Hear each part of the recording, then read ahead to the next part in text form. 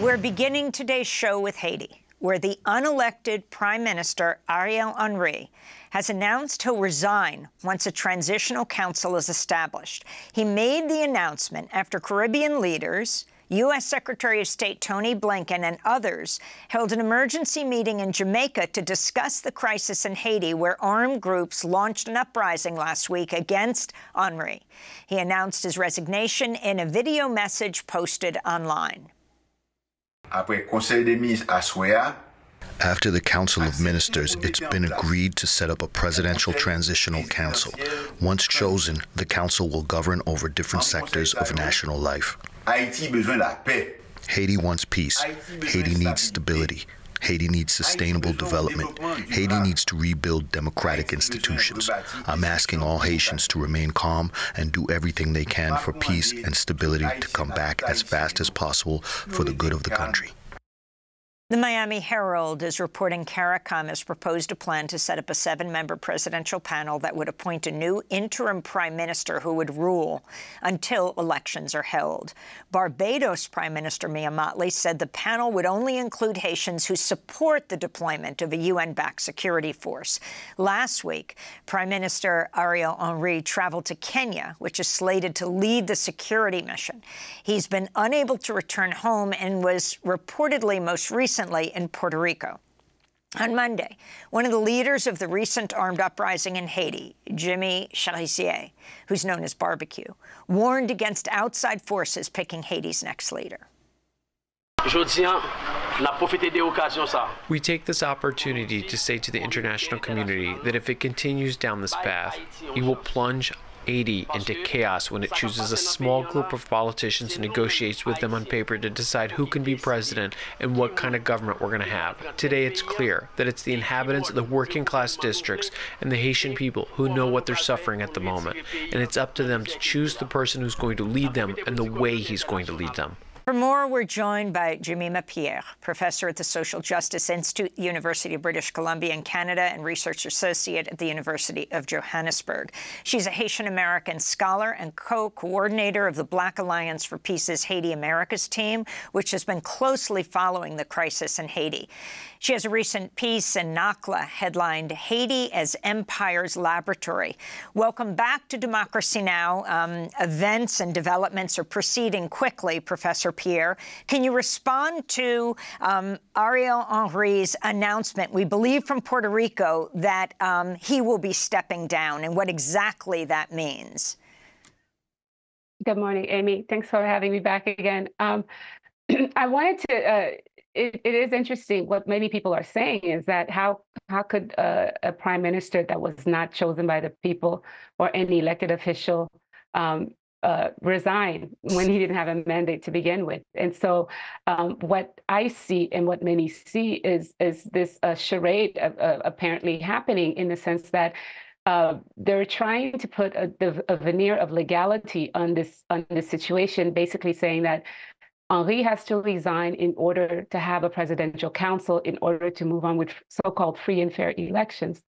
And so, to me, the people making decisions continue to make the decisions, and the resignation is only a veneer of legality for those making the decisions. And that itself is a problem that is not going to be solved. And Professor Pierre, all the coverage that we're getting here in the United States is of chaos created by gangs in the street. You have a different perspective and view of these so-called gangs, and you actually object to that use of that term. Could you talk about why and the role of the gangs in forcing Henry out? Well, like I said yesterday, the problem that people focus on, and what makes the media, what makes the mainstream news in the U.S. is just pictures of extreme violence by these groups. I don't like the term gangs because I don't think these are gangs. It's an extremely terrible and racialized term used, especially when it comes to people from Haitian nations like Haiti. And I think these are armed groups. Some are paramilitaries, and some are just armed groups that have access to guns.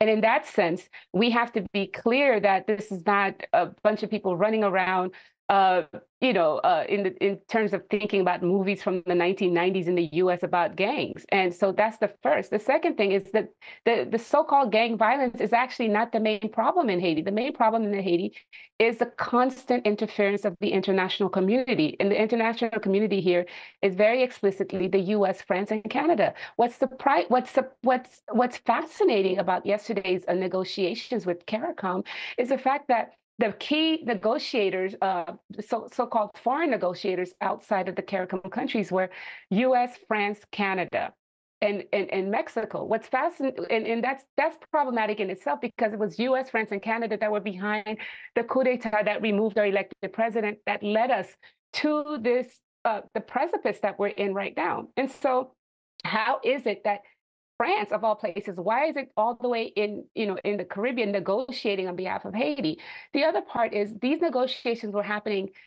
The foreign governments met first in a secret meeting that did not include Haitian participants, and then later on let in the Haitian participants. And then the foreign governments laid out rules of engagement, which means that you cannot be part of the discussion if you don't agree, first of all, to this foreign military intervention that the U.S. is planning for Haiti. And so that tells us, what does that tell us? That the U.S. makes the decisions, that this is the status quo, and that the same things that happen now will flare up again later. And what interest does the U.S. have in Haiti and Canada as well? Right. People always ask, why is it that the U.S. has so much interest in Haiti? And we have to ask that from the very beginning, because the U.S. has been trying to control Haiti for a very long time, since the late 1800s, when it wanted the Mont Saint Nicolas Island inlet, the top part of the island, because the Haiti's on the Windward Passage, which is a direct route through there to the Panama Canal for the U.S. to reach Asia.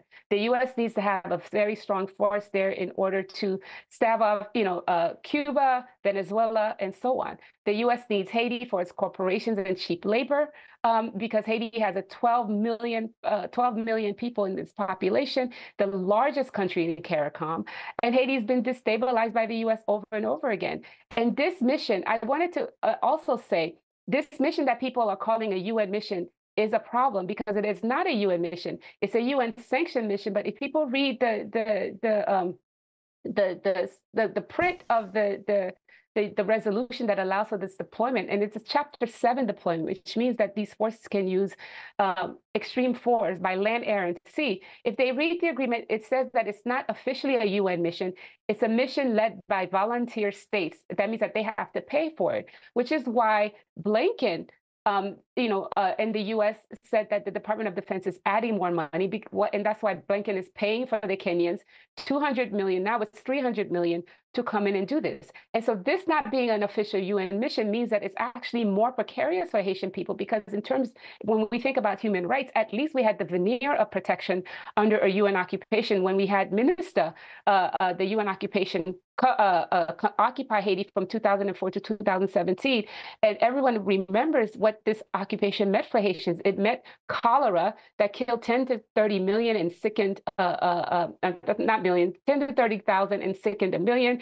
That brought lots of extrajudicial killings and murders and sexual exploitation of young girls and women in Haiti. And so for us, what occupation means is this. And so now, and these were the people who were under UN rules of engagement. This mission to Haiti is not under UN rules of engagement. And for people to say, for those running these negotiations to say that the first requirement to be able to participate in this conversation is to allow this foreign force of Kenyans who don't speak English, who are known for their human rights abuses, to me, that's a very big problem. And I have to say just one thing quickly. This reminds me of something that Dantes Bellegarde, who was a Haitian diplomat in the early 1900s while Haiti was also under occupation, where he said, God is too far and the United States is too close. And I think this is what a lot of people are feeling right now in Haiti. And finally, Is this going to allow Henri to come back into the country now that he said he is planning to step down? And what about the implications that Henri was involved with the assassination of Moise, having spoke repeatedly on the phone to Badio, who is the man in the room with Moise and the Colombian assassins who identified this is the president for them to kill and had been to Henri's house multiple times. So was he implicated, and do you think he will come back to Haiti? Well, I think I'm not sure Henri will come back to Haiti because, you know, he's become persona non grata, even though I think he's not the main problem. The main problem is the so-called international community running Haiti. Henri is implicated in the assassination, which is why we also have to ask why the U.S. supported Henri all these 30 months, despite the fact that we all knew, they knew that he was implicated in the assassination. What Henri has to be concerned about is the U.S. sanctioning him and also later on charging him in this assassination. And so, you know, I'm not sure this solves a problem that's been going on in Haiti. People said, you know, journalists were reporting that the streets were calmer yesterday, but I'm not sure that people are going to take this, because what it does, it just demonstrates that Haiti is continuously under this occupation of these foreigners. And I have to say, one of the other conditions that Mia Mottley, working on behalf of the U.S. said was, in addition to for you to be at the negotiating table, you have to accept the multinational corporation, but you also have to accept that when there is an election board set up for the transition, that those negotiating cannot disagree with the results of the election board. And so they set the parameters for them to choose the next leader of Haiti. And that to me means that this problem will continue, and there's going to be more flare-ups in the next few months, in the next few years, if we don't catch this by its root, if we don't stop this problem by its root, which is the constant U.S. imposition of its terms on Haitian people and the denial of Haitian sovereignty. Jemima Pierre, we want to thank you for being with us. Of course, we'll continue to cover this. Haitian American scholar, professor at the Social Justice Institute at the University of British Columbia in Canada, research associate at the University of Johannesburg, just recently left UCLA as a professor.